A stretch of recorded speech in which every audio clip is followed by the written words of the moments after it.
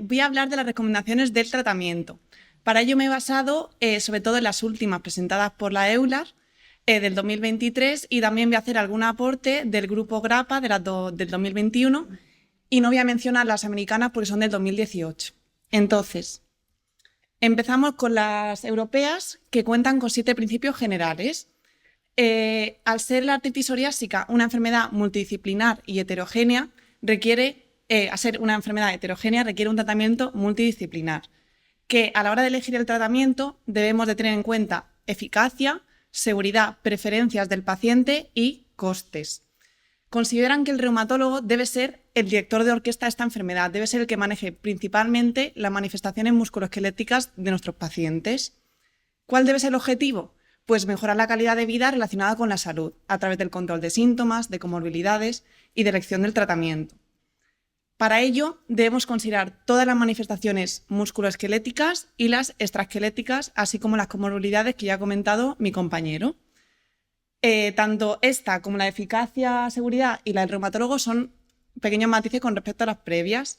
Y hay un principio nuevo que habla de que hay que tener en cuenta el modo de acción de las terapias que queremos iniciar a la hora de el riesgo-beneficio en nuestros pacientes.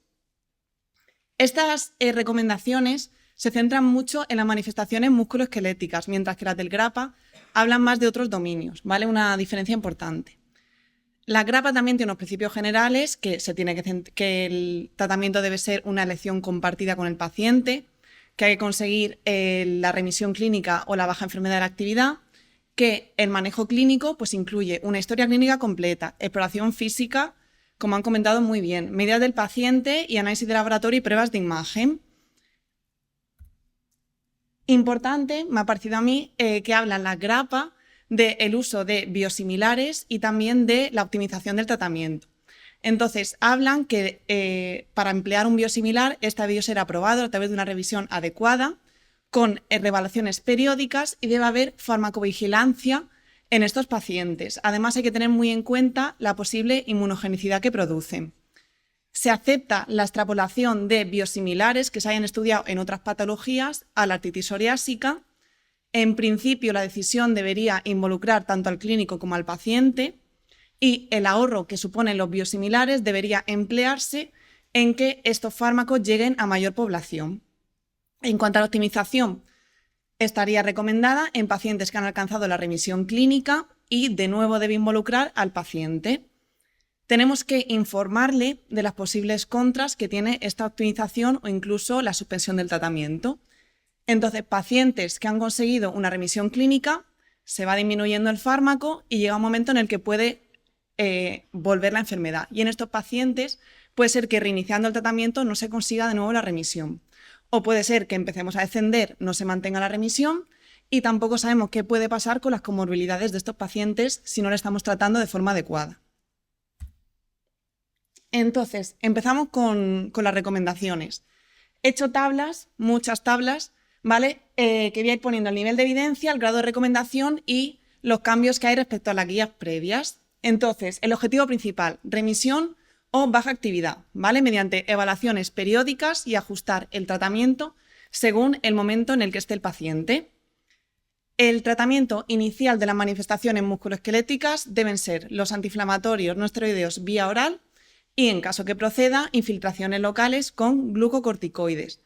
Aquí un matiz con respecto a las guías previas es que incluían los glucocorticoides por vía oral, pero en estas ya no. Vale, pues empezamos con la artritis periférica. En principio, estaría indicado el inicio de metotrexato como FAME convencional si la afectación articular es poliarticular o si es mono oligoarticular y tiene factores de riesgo de mal pronóstico, como puede ser ya daño radiográfico, afectación ungueal, elevación de reactantes y una afectación cutánea. En caso de que fracase al menos un fármaco convencional, estaría ya indicado iniciar un fármaco biológico, aunque no se especifica el fármaco biológico, mientras que las guías GRAPPA sí que se meten un poquitillo más en la elección del fármaco biológico. De hecho, posiciona a los anti-TNF por delante de los fármacos convencionales. y sí que ponen anti-TNF, anti-interleuquina 17, 23, inhibidores de la JAK por delante, por ejemplo, del inhibidor de interleuquina 12, 23 y de la Premilas. Otro matiz, ¿vale?, es en cuanto al uso de los inhibidores de la JAK. Los recomiendan si ha fracasado al menos un fármaco biológico o si este fármaco biológico no es apropiado en nuestro paciente. Esto es la novedad. Y hablan de la Premilas si la forma articular es leve, si hay fracaso a un fármaco biológico o si el fármaco biológico o el inhibidor JAK no es apropiado en nuestro paciente.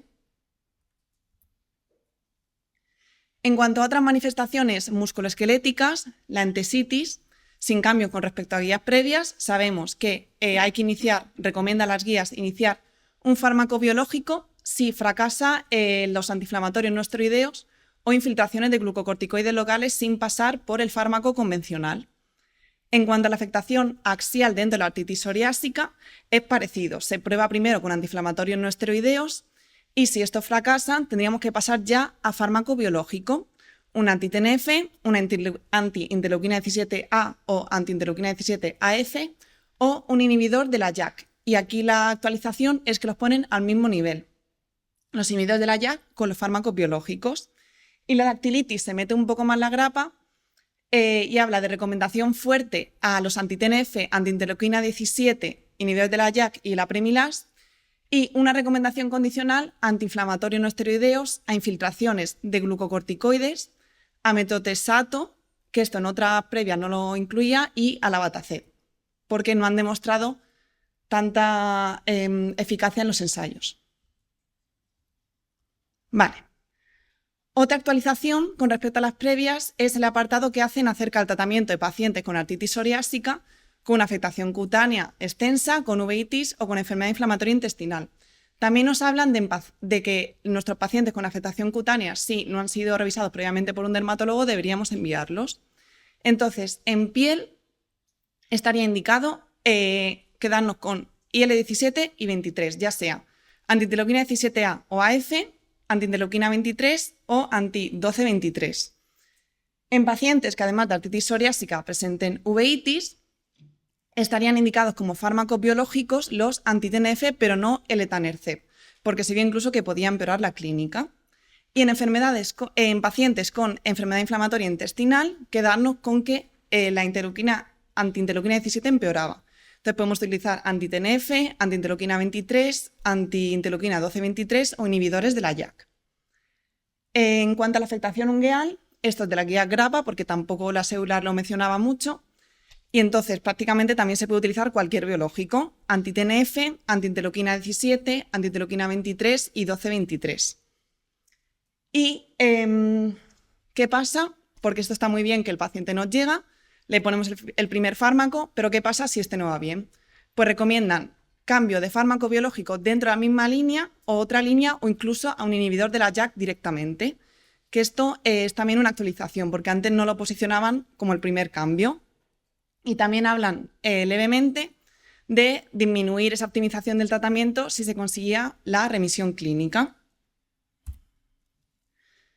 Vale, entonces, como he mencionado al principio bastante que había que individualizar el tratamiento o esos pacientes que no es apropiado, ¿qué comorbilidades, aparte de las que ha comentado Joaquín, tenemos? Pues pacientes con riesgo cardiovascular elevado, tendríamos que tener precaución con el uso de antiinflamatorios no esteroideos y con el uso de inhibidores de la JAK. En pacientes con fallo cardíaco congestivo, precaución con los glucocorticoides y deberíamos evitar los anti-TNF. En pacientes con historia de trombosis venosa profunda tendríamos que tener precaución con el inhibidor de la JAK. El metotrexato hay que tener precaución en pacientes con obesidad, evitarlo en pacientes con hígado graso o con hepatitis B o C.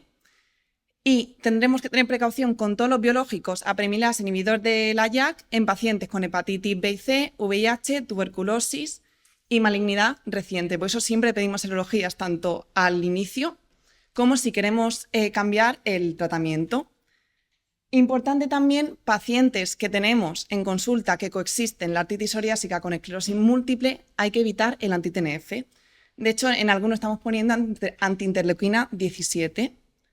Y en pacientes con historia de depresión deberíamos evitar o tener precaución, mejor dicho, con el apremilast. Vale, entonces, tenemos un paciente que lo estamos diagnosticando ya de artritis psoriásica. Hemos medido los índices, tiene actividad, hay que tratarlo. Entonces, ¿cuál es el esquema? Así como resumen. Pues si tiene poliartritis o mono-oligoartritis con factores de riesgo, como hemos visto, el inicio debería ser con un fármaco convencional. Metotrexato es el que más se posiciona en las guías o similares. Pacientes con mono-oligoartritis sin factores de riesgo, pacientes con entesitis o con afectación axial, empezamos con antiinflamatorios no esteroideos o con infiltraciones locales de glucocorticoides si es susceptible. Vale. ¿Cuánto esperamos a que haga efecto el fármaco? Pues en un fármaco, en metotrexato, deberíamos esperar cierta mejoría a los 3 meses de haber iniciado el tratamiento y nuestro objetivo de remisión clínica a los 6 meses.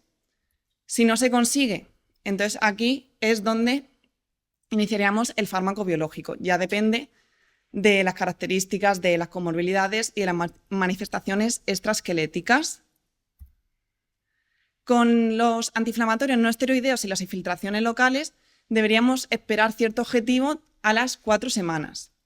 Si es así, deberíamos continuarlo y ajustar un poquito el tratamiento antiinflamatorio, y si no se consigue, entonces aquí pasaríamos al uso de fármaco biológico, aunque bueno, si fuera mono-oligoartritis sin factores de riesgo, pasaríamos por el fármaco convencional. Ahí. Nuevamente, deberíamos esperar en estos pacientes, hay que hacer revisiones continuas, esperar mejoría a los 3 meses de haber iniciado el fármaco y el objetivo a los 6 meses. Si no se consigue, pues habría que hacer un cambio entre un fármaco biológico o un inhibidor de la JAK.